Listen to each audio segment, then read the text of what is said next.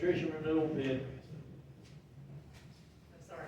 That's it. You got it? Okay. So, okay, I told you last month that I would probably be back, so here I am.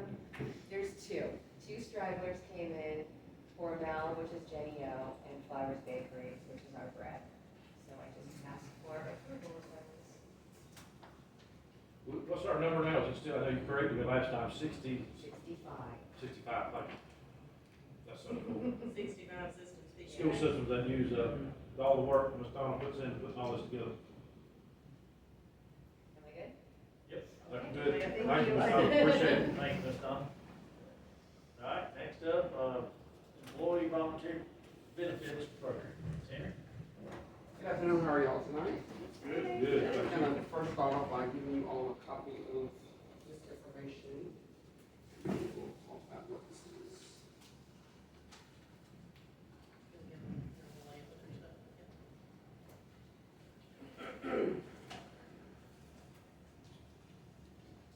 All right, so tonight I am before you to make a recommendation for Mark III employee benefits to serve as our employee voluntary benefit broker for Lowndes County Schools.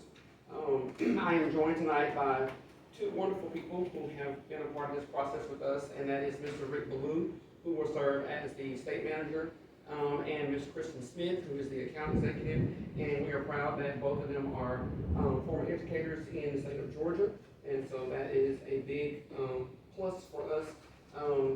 Lowndes County we issued a requisition for a request for proposal related to employee benefits on April 9th. We had 9 proposals that were submitted.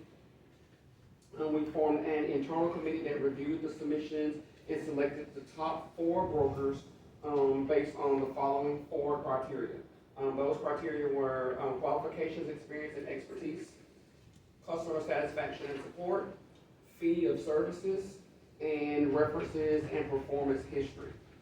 The top 4 brokers were invited to present to a larger committee that was comprised of a variety of employees from across the district that came from various departments that included both classified and certified staff. From that meeting, the committee reviewed everything. The brokers were selected based on those same 4 criteria. Mark III was recommended as our voluntary employee benefits broker. The benefits committee identified several strengths of Mark III. Some of those things include their K-12 education professionals that they have on staff, the comprehensive client services, a streamlined open enrollment process, multiple bill reconciliation options, and they have a robust marketing and communication support system in place. Just a little bit of background about Mark III. They are the largest independent public sector benefits broker in the Southeast, serving more than 210 public sector clients, including multiple Georgia school systems. Mark III brings more than 350 years of combined public education experience, and they maintain relationships with over 80 insurance clients. Regarding fees for service, there is no cost to the district. They use a level compensation model on a percentage of the standard carrier commission with no hidden fees. And so the financial impact is that we expect that there will be savings in the premiums to our employees. Are there any questions? So we get to talk to Mr. Rick. Mr. Rick is fully prepared to answer any questions that you may have. Rick, Up a chair. You can come on up, Mr. Chairman, or Mr. Ballou, I'm sorry, I don't know you. No, Rick's good, Rick's good. I feel more comfortable around Rick. I called you Mr. Rick, so I'm sure. And Mr. Brain, so she may I wanna answer make sure I questions. Broke brains with It's you. Ballou. There's some Ballous here in Lowndes County, but they don't spell it, but it's Ballou, is that how you pronounce it? Yeah, Balloon, that's how it's That's pronounced, awesome. yeah. Well, good. I want to tell you how impressed I was with just, it seems like the motto or the theme of y'all's presentation and the work, the notes.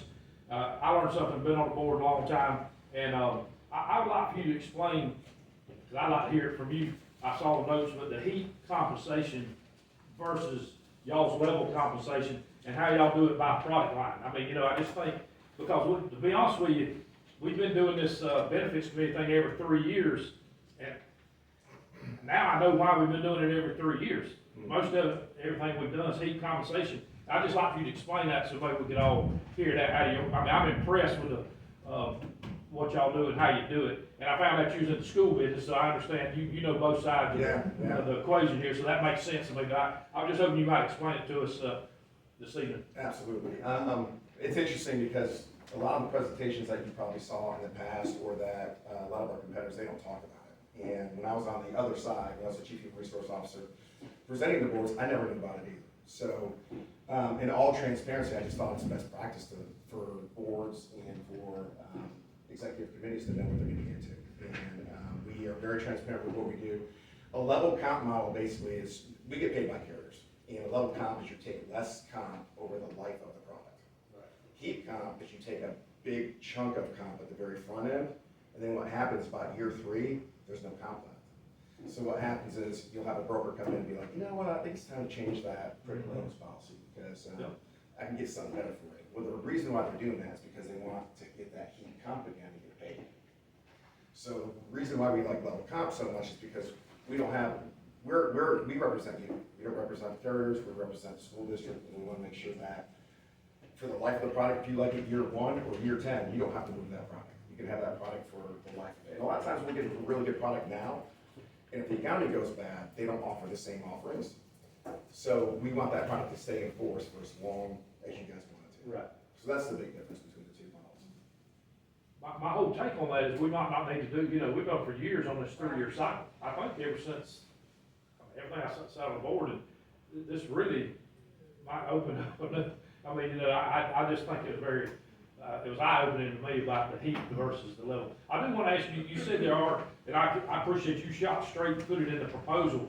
So I like that too. I like doing business with people who just put it out there. That there could be a product, a company or a carrier that offers like an outstanding product, and they require a heat compensation thing. But would you just mention that scenario, because you're gonna tell us about that, we're gonna know about it, and know why, and what because of that particular product, if we think it's a good, or y'all decide that, it's a really good product, that we'll know that that's a heat compensation product. Absolutely. So once in a while, we'll run into, especially with term life, with like a long-term care rider. There'll be a heat comp attached to it, but if it's a really good product, what we'll do when we're talking to Henry and the team, we'll say, hey, listen, this is a really good product.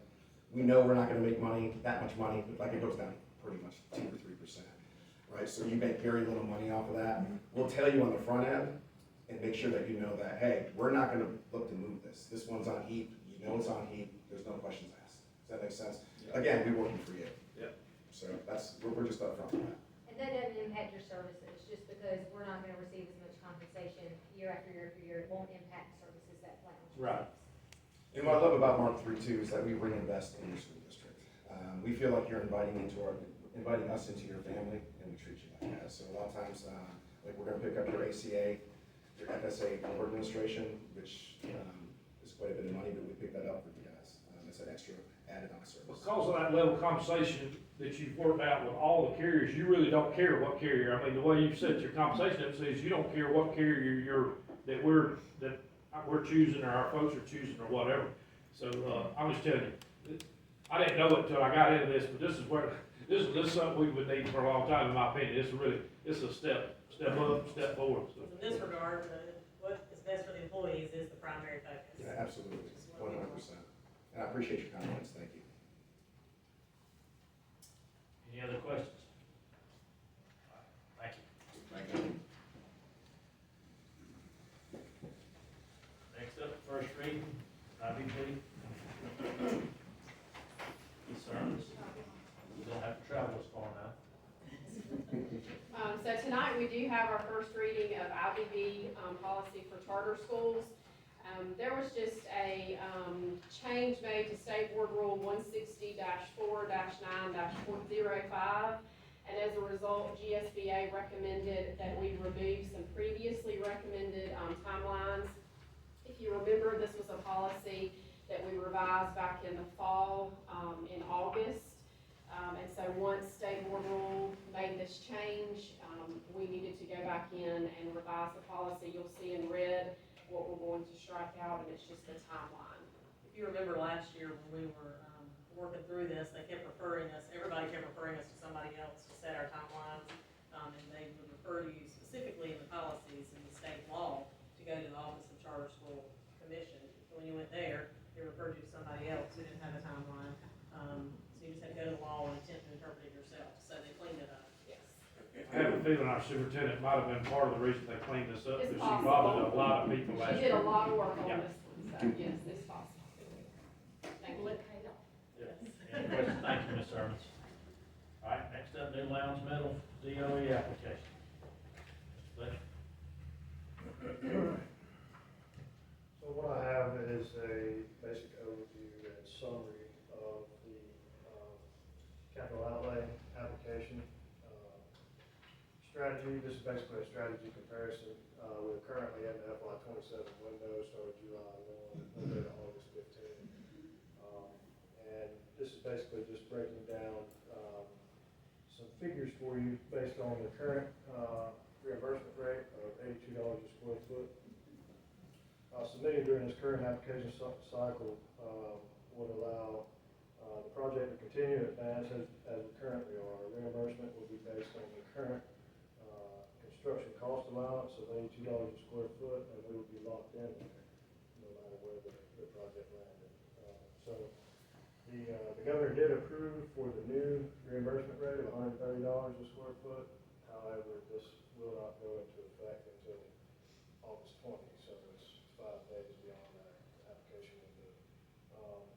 The strategy offers application during the FY '28 cycle.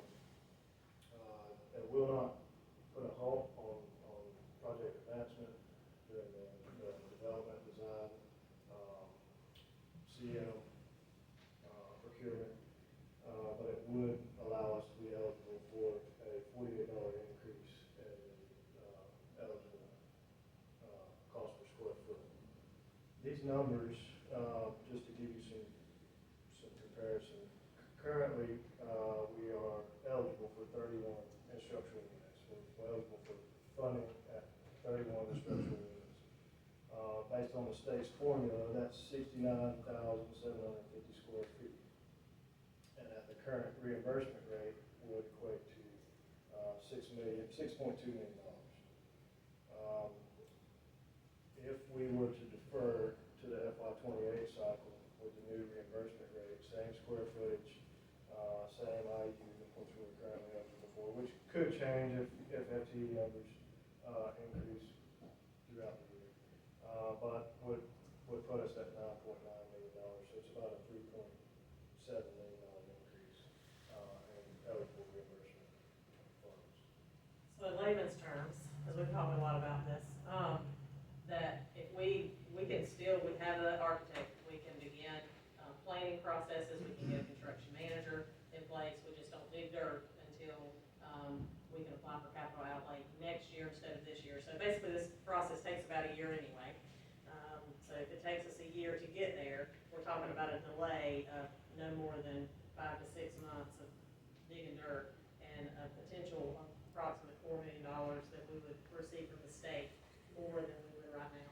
So it just makes good sense, obviously, with, our for taxpayer purposes and, revenue towards the school to waive the biggest piece here, because I knew that most of us had this conversation, this would be the right decision, but also want everybody to have the same information. And the numbers could fluctuate based on, like you said, instructional units, our FTE, count for middle school, that kind of thing. Our current entitlement sheet, I was hoping to have the updated version. However, when COPS did the roll-up, the FY roll-up, there was an error in the pre-K calculations, so For the state, not us. Yeah, none of our current pre-K was calculated in our funding for the roll-up, so all that's kind of locked everything down. They're working on mitigating that. So I didn't have a fully updated entitlement sheet. However, what our current, and this is rough numbers, but we're currently, based on our local plan, eligible for about $25.3 million in reimbursements. Our entitlement roll up to FY '27 is about $7.5 million, and after the FY '28 roll up, we would be, rough numbers, about $2.5 million increase on top of that. So we'd be you're looking at having about a $10 million, bank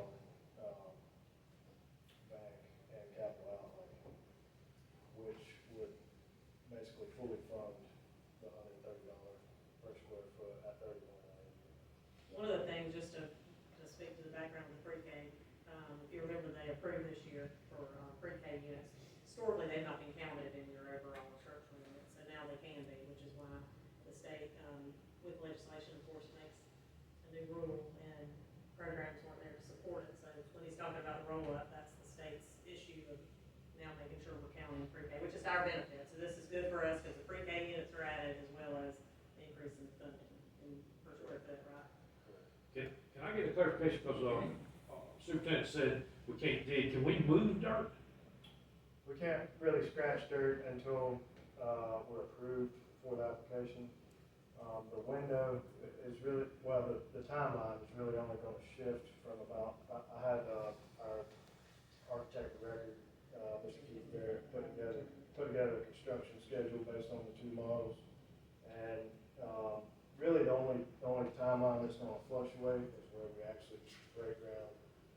So it will shift from July 2nd, this is projected, July 2nd of 27 to January 2nd of 28. So we really only offset about 6 months. Can we do remediation on the environmental pieces? I need to help you with your math over there. My man? Yeah, your math. What did I do? I didn't do math. It's just that. This is just, I'm not good at this. No, I was just wondering what we Yeah, could do what and we what we can can't do. do. I thought we could not do foundation, all that. You're saying we can't even, like if we need to move dirt, you know, like we've talked about out there, depending on where the placement's gonna be. There's dirt to move, but we're saying we can't do that. There's no environmental stuff we can do. We'd be able to do borings and know exactly where the school is gonna go, you know, and do that portion of environmental, but as far as actually digging and breaking ground, Okay. It's a little, just kind of different. Okay. yes. I don't know what numbers I used to these days. I've been trying to figure out whether we wanted to go on and do it early, or No, I know, we need to, I want to cash the chain, I understand that, but I'm just trying to figure out what we could do and what we couldn't do. I thought, at one time, I thought we could do dirt work, I thought it was like putting the foundation, you know, starting foundation or something like that was the, but I didn't understand that. Yeah, and that was originally what I thought, but we can do some things, just not directly related to footers and that kind of thing, right? Like, we may have some other areas we could work on. any other questions for Ashley? Thank you. Yep. Next up, DOE parking lot, Mr. Fletcher. This is a recommendation to award the contract, for the Lowndes DOE parking expansion to Roundtree Construction Company. Following our bid opening, Roundtree Construction was the lowest bidder. However, the city of Valdosta, kicked back our initial plans and required some, mitigation to the drainage and the outfall area. So I resubmitted the final approved drawings to Roundtree Construction, and they revised their original proposal to include that portion of the drawing. So that bumped the proposal up $6,514. Overall cost impact $203,564. We're talking about, just for the good of people who haven't seen this proposal, the parking lot over here and extending where the county cars would park out front. Correct. And what's the time frame for them to, get this done in? He's ready to go as soon as, the board approves the project. If he's ready to go, should we try to pull this out and approve it tonight? I mean, we've talked about this thing several times. I hadn't asked you about that, or I hadn't asked you about that, but I'm just saying, I just realized, you know, we're gonna waste another week here. If they're ready, if he's available, and this is something we've been talking about for over a year, I think. Well, and keep in mind, our next meeting's not till the 20th, because next week's the Georgia Association It's not, it's Educational 2 Leaders. weeks off. Yeah, because I of summer suggest camp. I'm gonna make that suggestion that we consider pulling this out. motion to amend the agenda to include the consent agenda. To include the consent agenda of this parking lot. Which it should be a single item, so it's not really even a consent agenda. Did we just pull this out of discussion and make it an action item for tonight? Because there's nothing else we're gonna do. I mean, nothing else we need to add to it, is it? No, the rest of this, we could do, there's a nutrition, we could do the nutrition, this will go in 2 weeks. And that would be a consent. Does that matter? No, no matter. Okay. So, how about the employees, about the volunteer benefits program? Let's, if we're gonna do one, let's just do them both at the same time. Just, all right, I need it. We're gonna do one? Is that, I'm just asking if that's the only thing we need to do since we're not meeting until July 20th. Well, that's 2 weeks away. If we do that, then do the nutrition. The nutrition and the DOE parking lot, right? Well, how about Mark 3? Are we holding anything up? Or is that good? Is July 20th good for that? We haven't advertised the timeline that. Yeah, we didn't We stick with the advertised the timeline. timeline of July 21st because of the board meeting being on the 20th. Okay, So I feel like if we We move need it to up, stick with the then, timeline. yeah, we need to stick with that. So you, So we'll leave Mark 3 out, Leave because we Mark 3, advertised okay. the timeline. all right, I will make a motion that we pull out item number 1 and item number 5 out of discussion and put them into a consent agenda, for the board to consider this evening.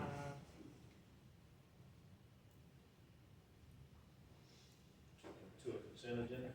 Yes, to a consent agenda for the board to consider this evening, items 1 and 5 in the discussion.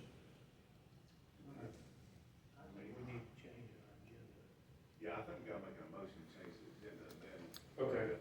I make a motion, we Amend the agenda to pull out items 1 and 5. to pull out 1 and 5 into a consent agenda. Is that good? Yeah. Okay. I second that motion. Chris Lockton. I mean, D7, thank you, sir. All in favor? All right, thank you. All right, next up, now we need to get approval for the consent agenda. I make a motion, we approve the consent agenda. As presented. As presented. Thank you. Well, need a As second? we just amended. Second. All in favor? All right, thank y'all for that. Chris and Sarah. Chris, because Greg was the first. Yeah. I want to make sure Jenna's. Well, I got it. Okay, got it, she got it. Terry gave her a very good lesson. I might have to rewrite it, but I got it. All right, next up, need to get a motion to go to executive session, please. I make a motion to go to executive session for personnel. Second.